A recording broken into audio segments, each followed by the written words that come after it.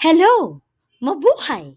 This is Teacher Lourdes, and this is your course, Environmental Science. Our lesson 14 is Global and Regional Environmental Problems. Our objectives are discuss and explain the global and regional environmental problems, create an elaborate concept map to show the interconnectedness of these environmental problems. We claim that as human beings, we are the most intelligent creation on this planet. But we are also the ones destroying our environment and our planet as a whole. So, in these words, you can see the environmental issues, which include pollution, climate change, extinction, destruction, species, carbon dioxide, overpopulation, and many other words that are related to environmental issues. So, as humans, we are responsible to create solutions to these problems. What are environmental issues? Environmental issues are any such issues created due to human activities that cause harm to our environment. Environmental issues are harmful effects of human activity on the biophysical environment. They relate to the anthropogenic effects on the natural environment, which are loosely divided into causes, effects, and mitigation, noting that effects are interconnected and can cause new effects. Environmental issues are interconnected. That means one issue accelerates the other. For example, water pollution can accelerate the rate of air pollution, which causes global warming. Global environmental issues. Mitigation. These are the priorities, issues, or solutions. Curbing global warming, afforestation, creating the clean energy future, reviving the world's oceans, defending endangered wildlife and wild places, protecting our health by preventing pollution, ensuring safe and sufficient water, fostering sustainable communities, practicing organic farming, and implementing and practicing the three R's: the reduce, reuse, and recycle. As you can see in these diagrams, plant for the planet, reduce, reuse, recycle, and use of renewable energy. So, what are the global environmental issues mitigation? Who should come forward? Each and every one of us must come forward to mitigate with these burning issues because our existence is now in our hands. What are the major environmental issues? The first one is climate change. Now we can feel the effects of climate change. We have more typhoons, stronger typhoons, earthquakes, and other calamities that affect our communities.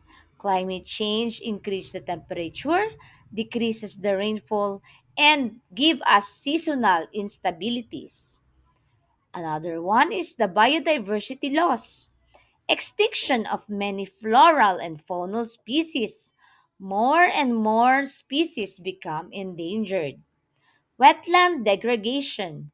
Degradation of rivers, lakes, ponds, and many important drainage. Air pollution, increasing amount of harmful chemical compounds in the atmosphere. Water pollution, increasing amount of harmful chemicals, toxic waste, non-degradable waste changing the property of fresh water bodies. Soil degradation, which increases the amount of fertilizers and pesticides, and excessive agricultural practice damaging the soil instability. Noise pollution, increasing the amount of urbanized motor vehicles. These are other global environmental issues. Human overpopulation, which affects biocapacity, carrying capacity, exploitation, industrialization, land degradation, land reclamation, urbanization, waste, water conflict, water scarcity, overdrafting.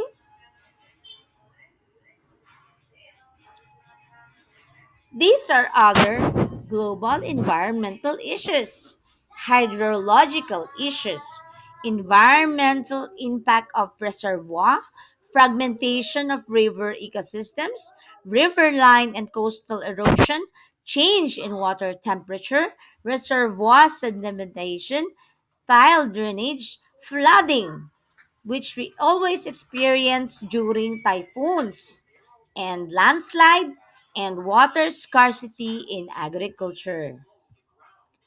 Global environmental issues also include the nuclear issues, such as nuclear fallout, nuclear meltdown, nuclear power, nuclear weapons, nuclear and radiation accidents, nuclear safety, high level radioactivity waste management.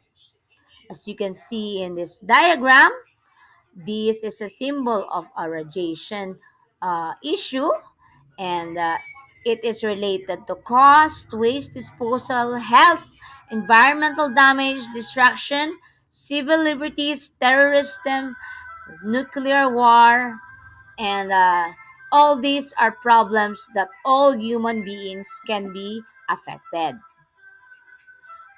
Another global environmental issue is the land use issues. They these are built environment, desertification, habitat fragmentation, habitat destruction, land degradation, land pollution, lawn environmental concerns, urban heat island, urban sprawl.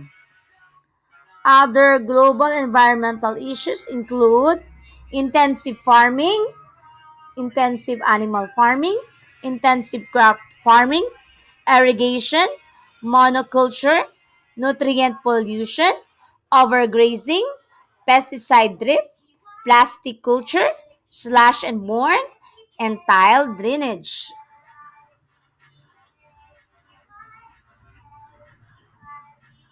The effects of global environmental issues. These are the effects of global environmental issues. The first one is the climate change.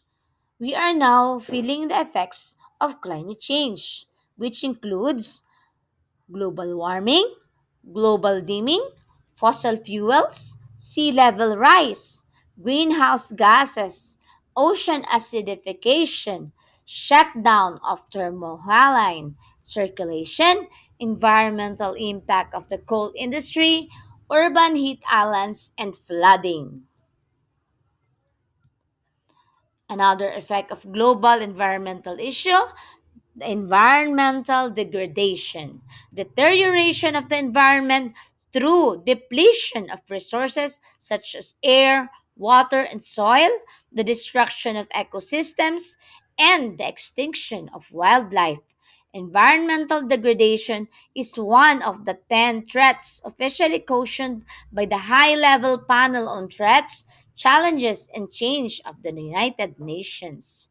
As you can see in this graph, uh, there is a high total of valuing costs of environmental degradation, including the air, soil, water, and coastal and municipal and global environment, which is including the habitat destruction and the destruction of the invasive species. The effects of global environmental issues also include environmental health, such as air quality, asthma, birth defect, developmental disability, endocrine disruptors, environmental impact of the coal industry, environmental impact of nanotechnology, in electromagnetic radiation and health, lead poisoning, leukemia, nanotoxicology, nature deficit disorder, One Health, sick building syndrome, and the environmental impact of hydraulic fracturing. Another effect of global environmental issue is the pollution. The first one, we have the air pollution. The major pollutants are sulfur oxides, nitrogen oxides, carbon monoxide, volatile organic compounds, particulate matter, toxic metals such as lead or mercury, chlorofluorocarbons, ammonia, odors such as from garbage, sewage, and industrial processes, radioactive pollutant, ground level zone, ozone, and etc. In the water pollution, we have the contaminants that enter a waterway from a single identifiable source, such as pipe or ditch. Examples of sources in this category include discharges from a sewage treatment plant, a factory, or a city storm drain. Non-point sources refers to diffuse contamination that does not originate from a single discrete source. A common example is the leaching out of nitrogen compounds from fertilized agricultural lands. Nutrient runoff in stormwater from sheet flow over an agricultural field or a forest are also cited as examples of NPS pollution. Another environmental issue is the soil pollution. Soil pollution can be caused by the following: accidental spills, acid rain, intensive farming, deforestation, genetically modified plants, nuclear waste, industrial accidents, landfill and illegal dumping, land erosion, agricultural practices such as application of pesticides, herbicides, and fertilizers, mining and other industries, oil and fuel dumping, bird waste, disposal of coal ash, disposal of ammunition and agents of war, drainage of contaminated surface water into soil, and electronic waste. The noise pollution, on the other hand, disturb or excessive noise that may harm the activity or balance of human or animal life. Light pollution is also known as pollution or luminous pollution is excessive, misdirected, or obtrusive artificial light. Now, let's have the waste. We have electronic waste, Great Pacific Garbage Patch, illegal dumping, incineration, litter everywhere, waste disposal incidents, marine debris, medical waste, landfill, leachate, toxic waste, environmental impact of the coal industry, exporting of hazardous waste. So thank you for these resources. And this slide was prepared and presented by the group of Miss Talan, Miss Deviana, Miss Lasala, Miss Laguna, Miss Cabronero, and Miss Jeromo. Thank you so much for these resources. And for your student activity, you will create an elaborate concept map to show the interconnections between the global and regional environmental problems. You will submit it to our Google Classroom in 3 days. I will wait for your output. This is Teacher Lourdes saying, Mabuhay!